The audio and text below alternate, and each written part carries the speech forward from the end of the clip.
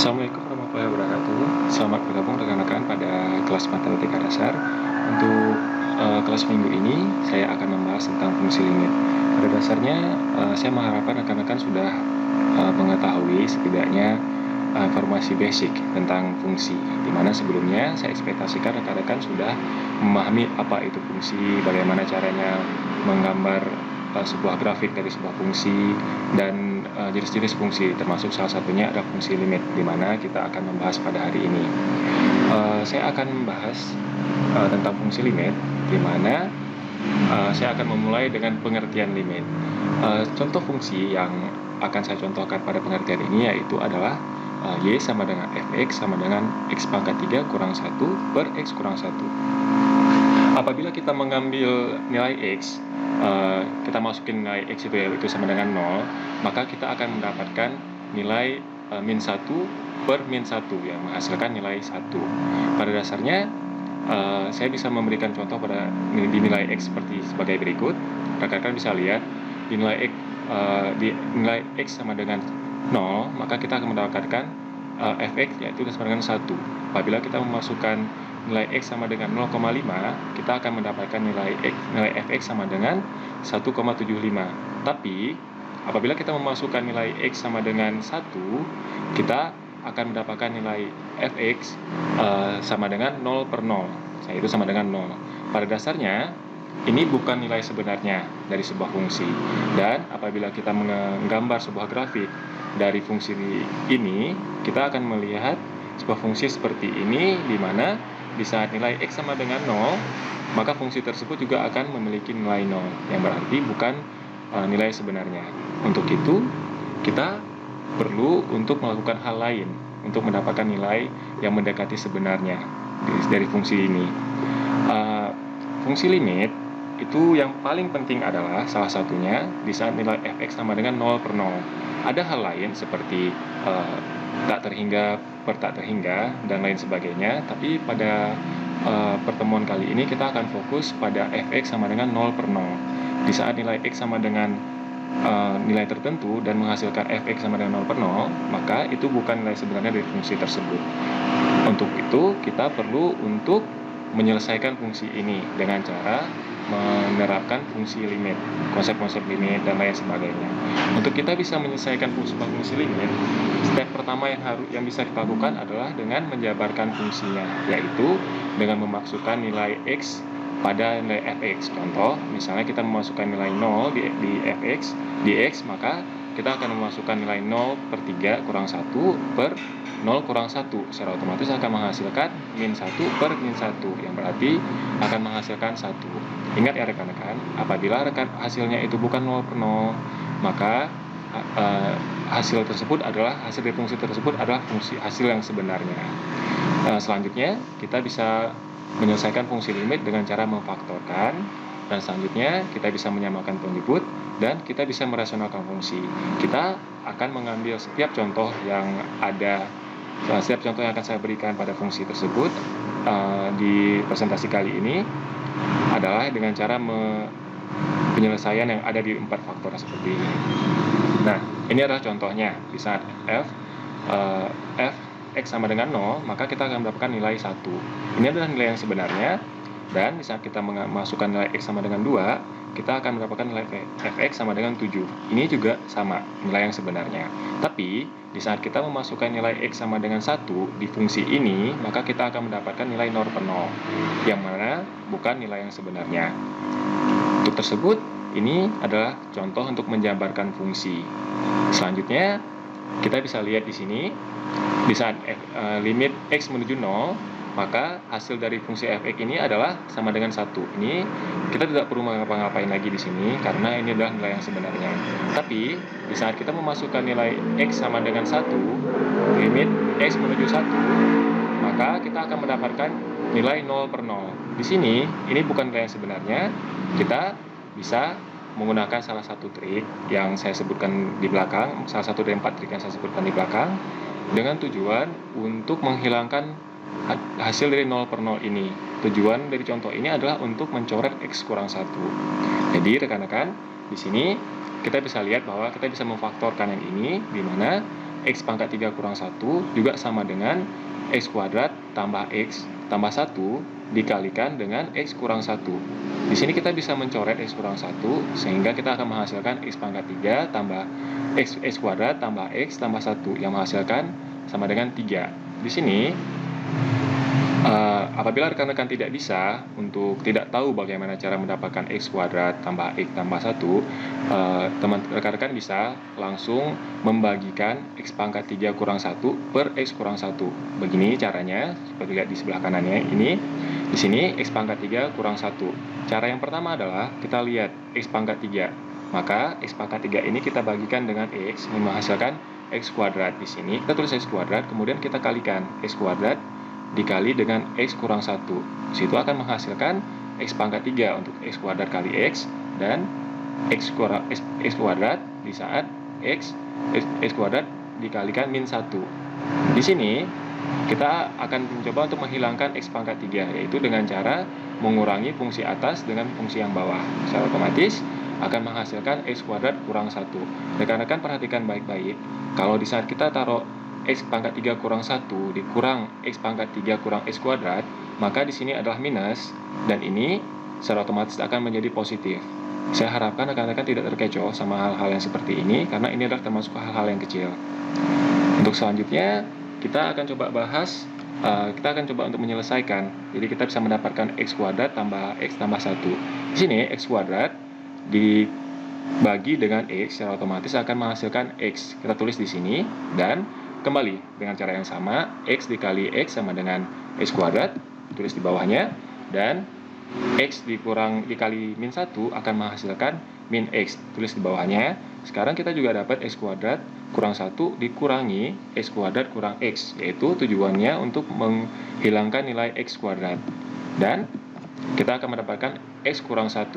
Apabila X kurang 1 dibagi dengan X kurang 1, secara otomatis pembagiannya habis, dan kita akan mendapatkan nilai terakhir, yaitu 0. Di sini, ini kita bisa langsung ambil yang bagian atas ini, kita masukkan ke sini, dan X kuadrat tambah X tambah 1 dikali X kurang 1, itu akan menghasilkan nilai X pangkat 3 kurang 1. Jadi kita bisa menghasilkan dengan cara seperti ini. Dan di saat kita memplotkan nilai X sama dengan 0, X sama dengan 1 di fungsi fx, kita akan mendapatkan fungsi limit seperti ini, grafik seperti ini. Fungsi limit pada dasarnya rekan-rekan semua, nilai X ini juga bukan nilai yang sebenarnya, tapi ini adalah nilai yang paling benar di antara yang lain-lainnya. Selanjutnya, kita juga bisa menyelesaikan sebuah masalah soal dari limit, yaitu dengan menyamakan penyebut. Contoh soalnya adalah 1 kurang 2 per X per X kuadrat kurang X kurang 2 untuk limit menuju ke 2. Kita tahu hasilnya juga akan menghasilkan nilai 0 per 0. Maka kita perlu untuk menyamakan penyebut.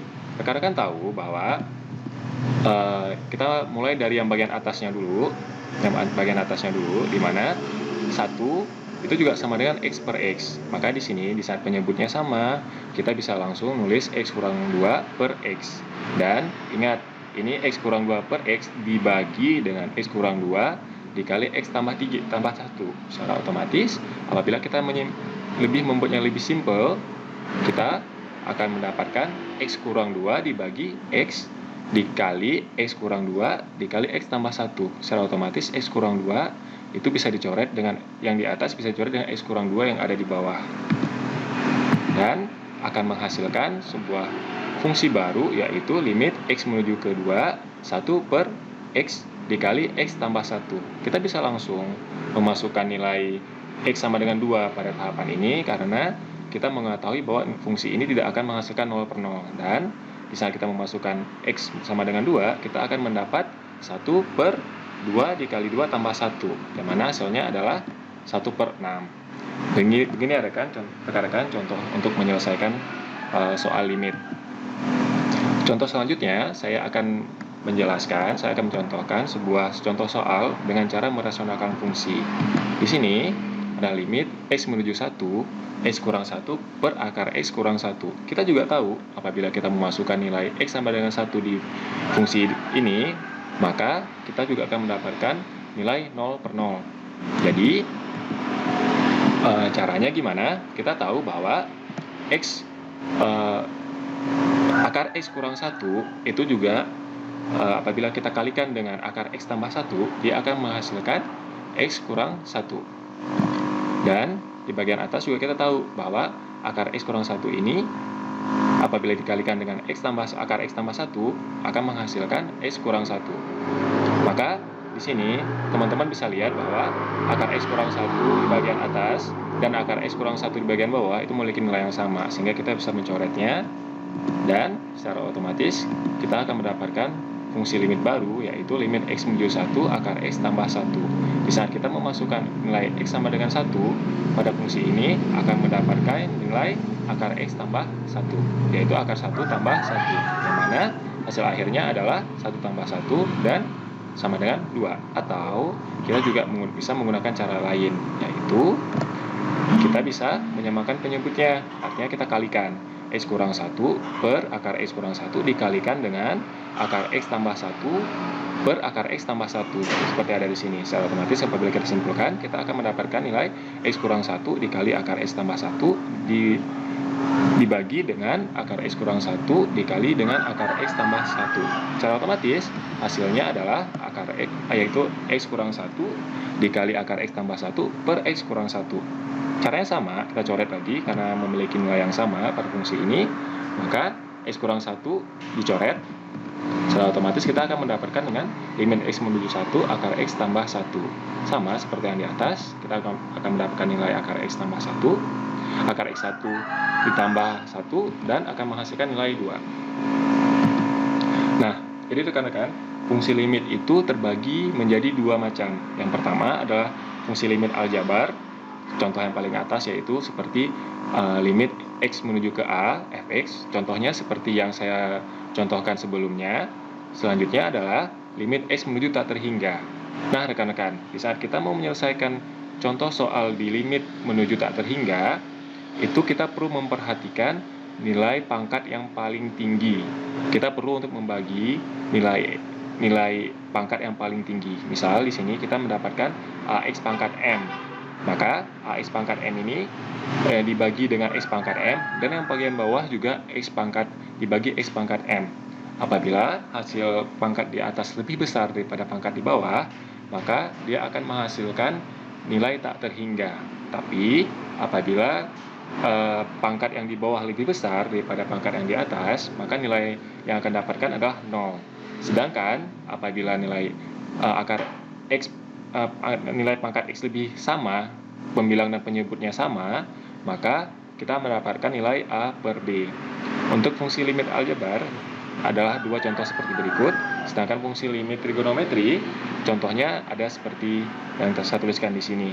Yang rekan-rekan bisa lihat di sini, yang harus diperhatikan bahwa limit X menuju ke 0 sin X per X itu akan mengatakan nilai 1. Untuk menyelesaikan contoh soal limit dengan menggunakan trigonometri, rekan-rekan harus bisa mengetahui dan menguasai konsep-konsep trigonometri. Baik, ini adalah teorem limit utama. Rekan-rekan juga harus catat dan harus tahu hal ini.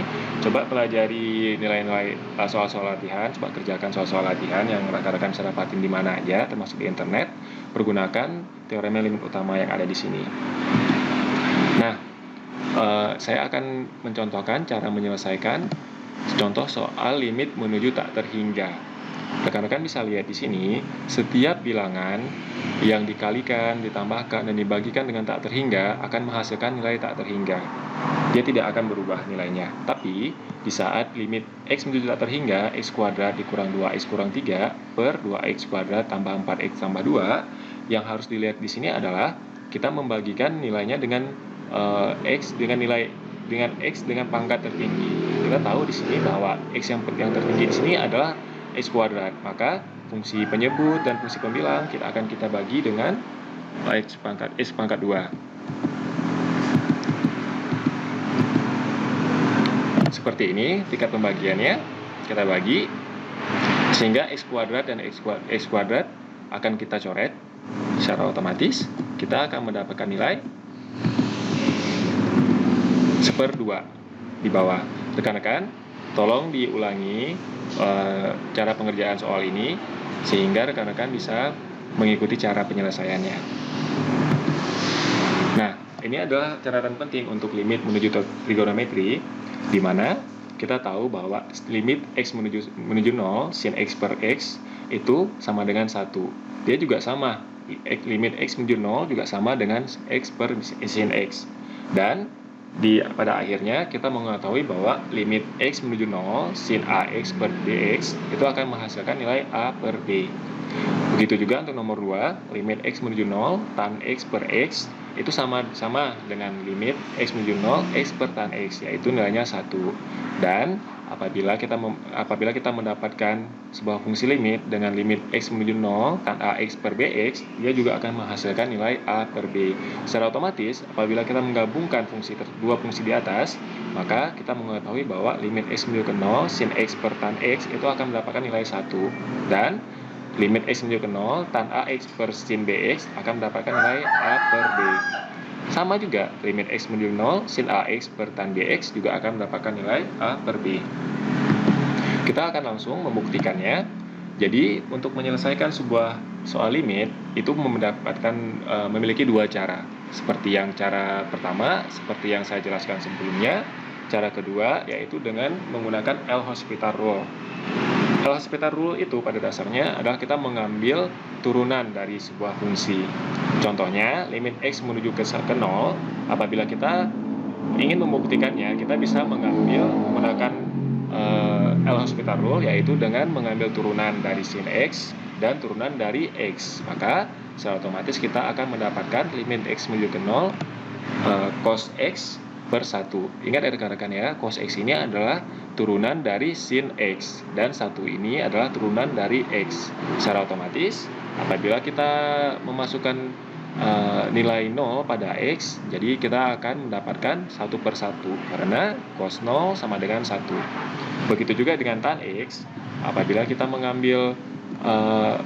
ingin membuktikan bahwa tan x per x, limit x menuju ke 0 tan x per x sama dengan 1, maka kita bisa mengambil turunan dari tan x dibagi dengan turunan dari x. Secara otomatis kita akan mendapatkan secant x kuadrat per 1.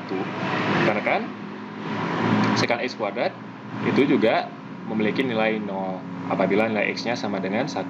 Secara otomatis 1 per 1 dan mendapatkan nilai 1.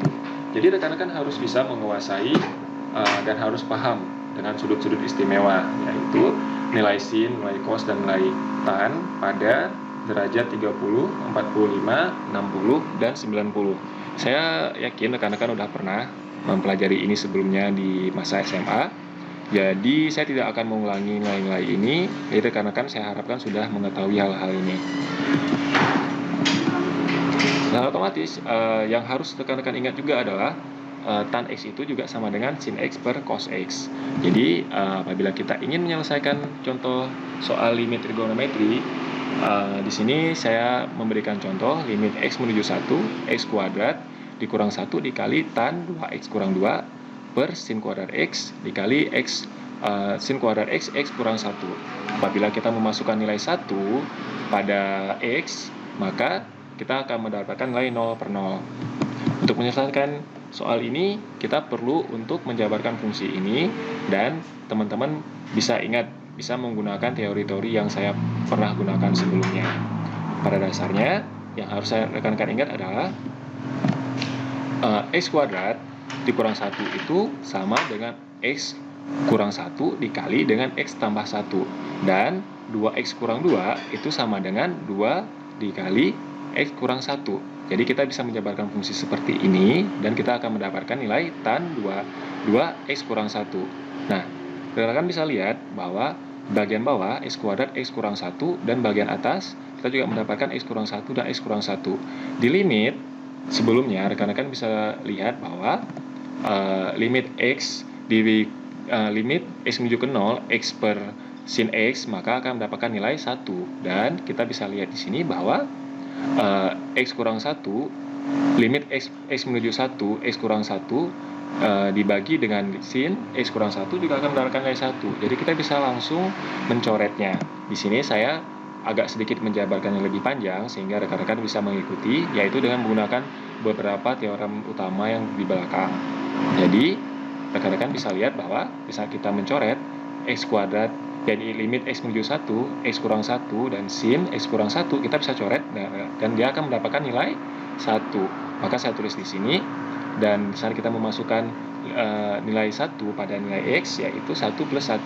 Saya akan masukkan di sini, dan untuk limit X menuju 1, tan 2X kali 1, tan 2 X kurang 1, dan sin X per 1, X kurang 1, seperti yang sebelumnya, rekan-rekan bisa lihat bahwa di saat limit X menuju 0 dan tan A per sin BX, kita akan mendapatkan nilai A per B. Secara otomatis, di sini kita akan mendapatkan 2 per 1, yaitu sama dengan 2. Saya tuliskan di sini, dan kita bisa langsung melanjutkan bahwa nilai penyelesaian pada limit ini yaitu 1 tambah 1 dikali 2, dan akan menghasilkan nilai 4.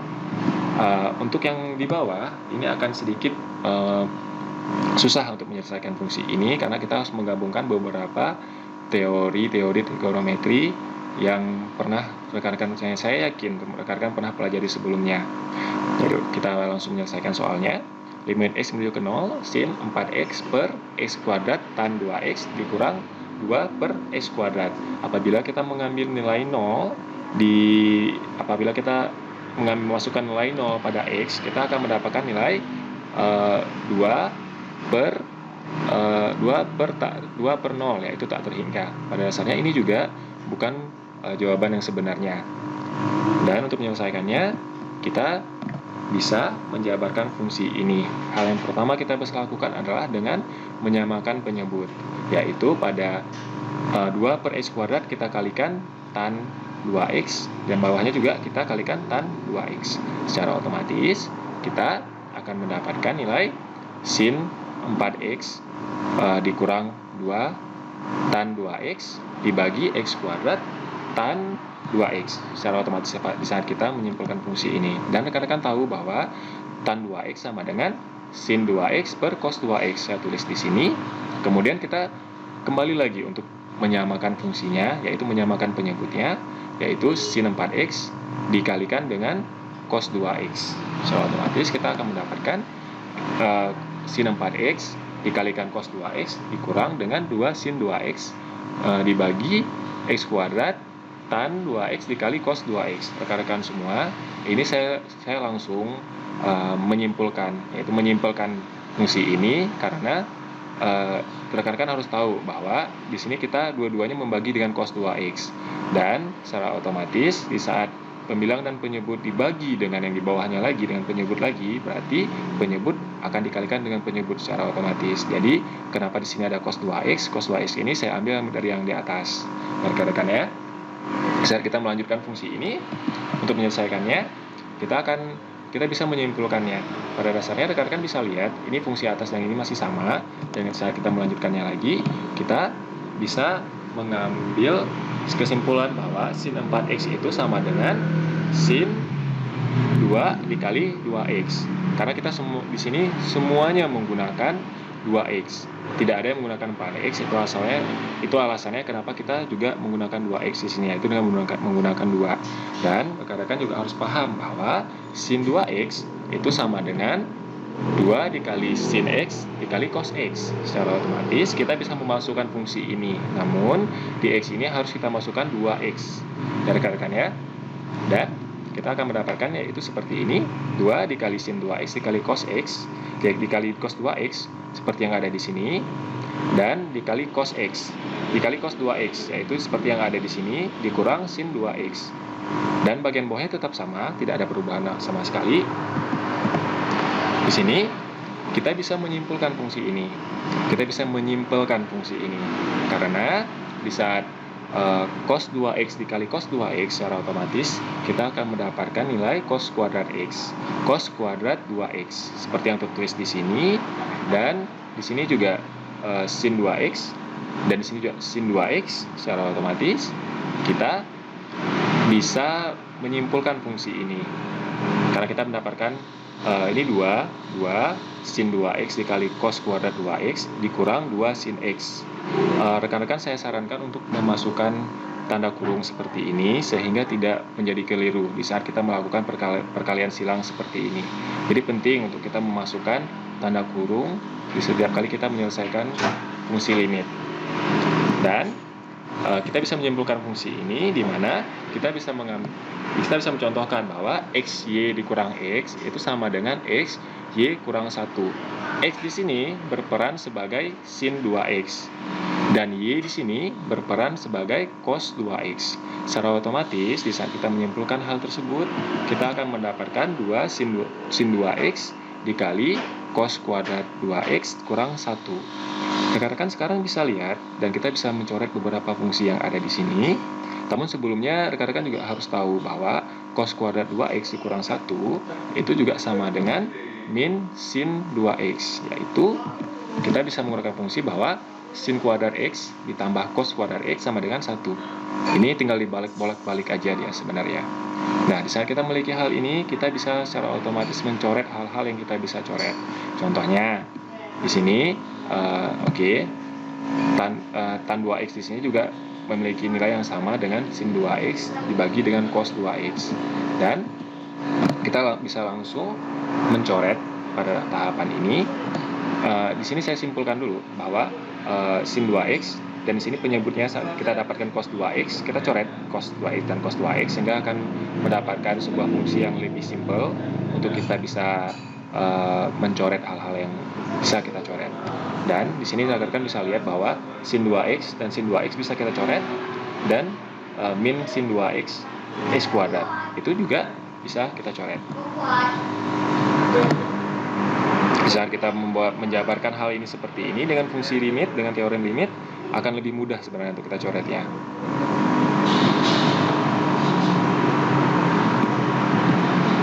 Dan kita akan mendapatkan nilai, ingat ya rekan-rekan, limit x menuju ke 0, 2 sin ax per bx akan mendapatkan nilai a per b. Di sini untuk nilai a-nya adalah ax-nya adalah 2 dan b-nya adalah 1. Secara otomatis 2 dikali 2 sama dengan 4. Saya tulis di sini. Dan ingat lagi, dikali min sin ax per bx juga akan mendapatkan nilai min a per b. Nilai a di sini adalah 2 dan min b di sini adalah 1. Berarti kita akan mendapatkan nilai min 2 per 1, yaitu min 2. Dan sin 2x per sin 2x adalah nilai 1. Dan hasil dari sini adalah min 8. Baik rekan-rekan, ini adalah contoh tugas. Ini adalah tugas yang saya berikan kepada rekan-rekan. Karena hari Jumat ini, minggu ini banyak liburnya, rasanya tidak akan adil apabila saya menyuruh rekan-rekan untuk mengumpulkan ini sebelum hari Jumat minggu depan. Dan saya juga tidak mengajar pada minggu ini, jadi saya putuskan untuk membuat sebuah video sehingga rekan-rekan bisa menonton video ini dan tetap belajar walaupun dengan masa-masa yang liburan. Jadi tugas ini tolong dikerjakan dan tolong diselesaikan sebelum hari Jumat minggu depan, yaitu sebelum pertemuan kita selanjutnya. Yang saya harapkan dari rekan-rekan cuma satu, yaitu rekan-rekan tidak mencontek dalam menyelesaikan tugas ini. Dan jadi sekian dulu kelasnya. Apabila ada pertanyaannya bisa diajukan di grup. Saya akan menjawab pertanyaan itu sebisa saya. Dan kalau memang tidak memungkinkan saya jawab satu persatu, pertanyaan itu akan saya jawab pada pertemuan kita selanjutnya. Jadi rekan-rekan, tugas ini harap dikumpulkan sebelum hari Jumat, yaitu paling terakhir saya tunggu penyelesaian tugas ini di hari Kamis minggu depan. Baik rekan-rekan, semoga bisa memahami pelajaran kita hari ini. Lebih dan kurang saya mohon maaf. Assalamualaikum warahmatullahi wabarakatuh.